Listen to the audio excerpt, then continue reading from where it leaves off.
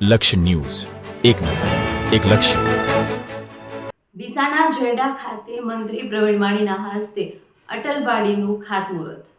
ગુલાબસાગર તળાવને મોટું કરવામાં આવશે. ગામમાં સહમતિ હશે તો તેમના ગામના પક્ષાપક્ષીથી દૂર રહી એક કમિટી બનાવવા ગામ વિકાસ માટે એક જ પાર્ટી હોવી જોઈએ. વધુમાં મંત્રી પ્રવીણ માણીએ જણાવ્યું કે સમાજમાં કુરિવાજો નાબૂદ કરી એક ડગલું શિક્ષણ તરફ દીકરા દીકરીઓને ભણાવજો. જૂના રિવાજો એ સમયના કામના હતા, ત્યારે અત્યારે સમયના કામના નથી.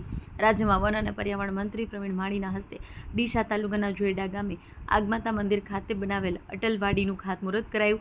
સાથોસાથ જાગીરદાર દરબાર સમાજની લાઇબ્રેરીનું ભૂમિપૂજન મંત્રી પ્રવીણ માણીના હસ્તે કરાયું. મંત્રીએ જણાવ્યું કે વડાપ્રધાન નરેન્દ્ર મોદીના માર્ગદર્શન હેઠળ તથા ગુજરાતના મુખ્યમંત્રી ભૂપેન્દ્ર પટેલના નેતૃત્વમાં રાજ્યમાં વિકાસ કાર્યોને નવી દિશા, નવી ગતિ મળી છે. રાજ્ય સરકાર ગામડાઓમાં પણ શહેરો જેવી આધુનિક સુવિધાઓ પહોંચાડવામાં પ્રતિબદ્ધ છે.